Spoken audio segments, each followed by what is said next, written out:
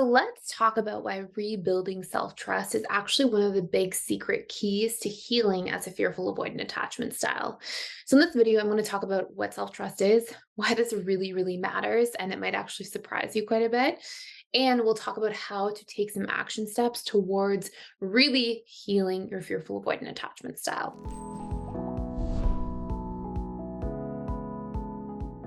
So first and foremost, some things that we know about fearful avoidance as a whole is number one, they have both an anxious and avoidant side, which in other words means that you'll tend to have the core wounds of the anxious attachment style and the dismissive avoidance style. So you'll have the fears of abandonment, exclusion, being alone, and those will be there, right? Those abandonment fears and that anxiety can actually be a big thing for a lot of fearful avoidance. In fact, a lot of fearful avoidance often come into PDS and think originally that they were anxious preoccupied and then realize, oh my goodness, I actually have this entire avoidance side to my attachment style as well. And in that case, you may have fears of being trapped, helpless, powerless. And you may also have some shame wounds, right? So we'll have these dynamics as a part of the fearful avoidant. But then one of the biggest wounds that fearful avoidants have is they tend to have a lot of wounding around trust. And what that means essentially is that you have this big core wound of I will be betrayed. Now, this isn't always because people outwardly and overtly betrayed you in childhood or growing up. It could be because there's a lot of broken promises, there were a lot of inconsistencies, maybe, what people told you versus what actually happened didn't really line up. And so you learn to have to read between the lines and become hypervigilant because you couldn't trust what was being told to you. And this wound, until it's resolved, can literally make or break relationships. It is so difficult to have relationships without some degree of trust. And let's look together here for a moment at some of the costs. When we can't trust somebody in a relationship, we can't let our guard down, we can't be really vulnerable. We can't truly open up. We're always looking over our shoulder, and we can't bond in a sustainable way with somebody. But the benefits of being able to trust are that we can actually let somebody truly know us. We can get truly seen. We can lower our guard and our defenses, and we can have this really supportive element of a partner in our lives. Now, one of the big things that I'll see with fearful avoidant attachment styles all the time is just how difficult it is for you to really let your guard down. As somebody who was a fearful avoidant attachment style, I can very much relate to this. You may really want love and really want that connection and depth in a relationship, but it's like you just can't trust that it will go right. You just can't trust that. What about in 5 years or 10 years if this person wounds or betrays me? Why would I want to opt in for that? And I get that. But overcoming these trust wounds doesn't mean that you're suddenly going to be, throwing caution to the wind and you're never going to, take the time to vet somebody or address red flags. It means that we can actually build this strong foundation of trust in a relationship where even if somebody makes a mistake and hurts us, we trust that we can communicate about it, we can work through it, and we trust that other person will show up to make amends. And that these things will be small hurts in the grand scheme of things. We can trust that somebody won't hurt us in a really, really big way. And so we can really let ourselves be known and we can let ourselves bond and connect more deeply. Now, I also understand that as a fearful avoidant, I know when I was fearful avoidant, the idea of trust seems silly. I was scared to trust other people because I would actually think, well, what if I trust somebody and then the wool's pulled over my eyes? Or, how can I even possibly trust somebody in a romantic relationship? That doesn't make sense. But I came to know over time that actually trust can be a really big cornerstone of a relationship and a huge blessing.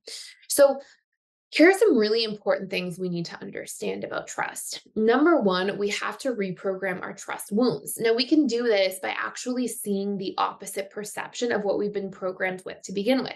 So, for example, whenever we have an imprint or a core wound, our subconscious mind is essentially the lens that we see and interact with the world through. So what this means is that if you believe, from past experiences, people will always hurt you or betray you, then you see the world and all of your relationships through this lens, or at least your romantic ones. And so you'll probably find yourself in this position thinking, well, this is constantly going to be the outcome. And we have to see why the opposite may be true. Now, we got these wounds imprinted into our subconscious mind to begin with because of repetition plus emotion. In other words, we were exposed to repeated circumstances over and over again that led us to think that we can't trust, really, that let our trust expectations down. And so this could be that you constantly saw people lying or saying one thing and doing another, or being really inconsiderate to you and how you felt in different dynamics. And so, this may cause you to reproject that back out, right? Your subconscious has been programmed with this. You now see the world and your relationships through this lens, and you assume this will be the case in the future. However, we have to start by challenging that paradigm through repetition and emotion. So if we can leverage repetition and emotion of the opposite, let's say, why it's possible to trust, why trust may be something worth investing in. If we can give ourselves a lot of messaging using repetition and emotion over time on that side of the equation, we can kind of neutralize these old concepts and perceptions that we've been carrying. And this is a very important first step to healing trust wounds, seeing why it's possible to trust, seeing what proof or evidence we have in our lives that there are trustworthy people, that people can have trust in relationships, that you do know of sustainable relationships where, trust is a big cornerstone. And the more repetition and emotion we have of that, the more we can start neutralizing these wounds. However, this is not the only way to build self trust. It's a really important first step. But what I've seen over and over again with fearful avoidance is even if you do belief reprogramming, what ends up taking place is if you don't enable yourself to build self trust, you're going to keep seeing these wounds almost like a scab being torn back open again. So, what does this actually mean? Well, trust in and of itself, when we look at trust, happens because of a few key ingredients. We trust people who are congruent. So what they say and what they do actually line up, right? If I say I'm going to create a daily YouTube video every day, and then I create a YouTube video once a year, you're not going to trust me to create a daily YouTube video, right? So what I say and what I do have to actually come together and make sense. Number two, we need to see some element of consistency, right? If somebody constantly says, oh yeah, I'll see you on the weekend, and then they don't see you on the weekend, right? Not only are they missing the congruency, but there's this element of consistency just missing, where you don't even get the consistency to build that momentum and build that bond with somebody. And then number three, we trust people who are considerate of us, right? If somebody says, hey, I can see that you're upset right now. Are you okay?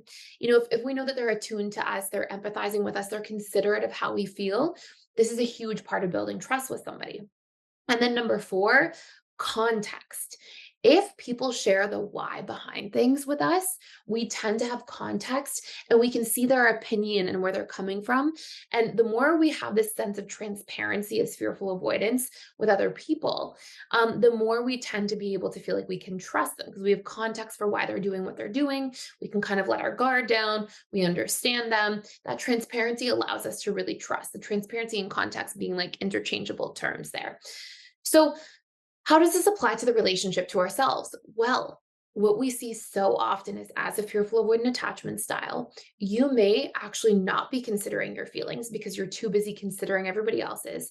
You may not be consistent in the relationship to yourself and how you treat yourself, how you treat your boundaries, how you treat your own needs and emotions.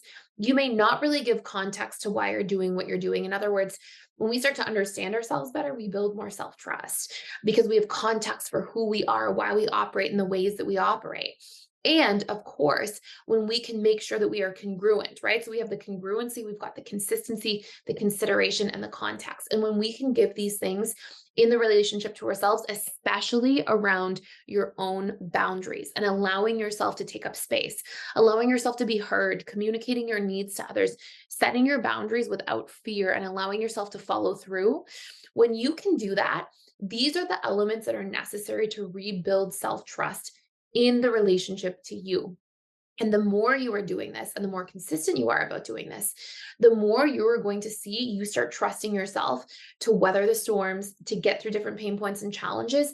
And also, if somebody doesn't show up in a relationship the way they said that they were going to, or in a way that isn't feeling good for you, you trust yourself to speak up and communicate about it, which not only allows you to actually move through the different trust challenges with others more effectively, because if you're sharing yourself with other people, if you're actually sharing your truth and your needs, people can see you, they can know you, they can understand you better, and that allows them to better consider you. One of the biggest pain points for fearful avoidance, in my opinion, is that fearful avoidance will hide themselves. They will people please, they won't be vulnerable, they won't share their truth, they won't state their needs or let people know that they're emotionally affecting them. And so people don't know enough about you to properly consider you because you're not letting them in. You're not letting them see what affects you and what doesn't, what you need and don't need, what is healthy for you or not healthy. And so the more you can start giving that to yourself, it gives you room to bring that into your external relationships. And this is going to help you not just repair trust within you and create more confidence and consistency and stability in the relationship to yourself, but then that will flourish outwards into your relationships with other people. And this is of the utmost importance. So, if you want to work on this, make a list. How can I start building more consistency in the relationship to myself, more congruency? How can I introspect more and give myself more context? And most importantly, arguably, how can I be more considerate of my own feelings, needs, and emotions and share them with others? And as you do this, this is going to be the cornerstone or the foundation for how you can really improve self trust and allow you to actually start trusting other people better and letting them in. Now, if you want to do a much deeper dive into this topic, because I know trust can be a sticky one for fearful avoidance, I have a whole course you can check out for free for 7 days. It's called How to Repair Broken Trust and Overcome Jealousy if you ever experience any of this in your relationships. And it includes a whole chapter and module all about self-trust. It has a workbook. It has all the exercises laid out for you with a whole bunch of different suggestions for how to navigate this. And it's designed to really help you repair broken self-trust within a 30-day period. So check it out if you'd like to. Free trial down below in the description box. And thank you so much for watching today. If you have any other questions about self-trust, or you want to share with me how trust affects you in your external relationships, but also in the relationship to yourself, I would love to hear from you. And I can go ahead and create more YouTube content about this as well. So thank you so much for watching. Please subscribe, hit the notification bell if you don't want to miss any of our daily content here at the PDS YouTube channel. And I can't wait to see you in future videos.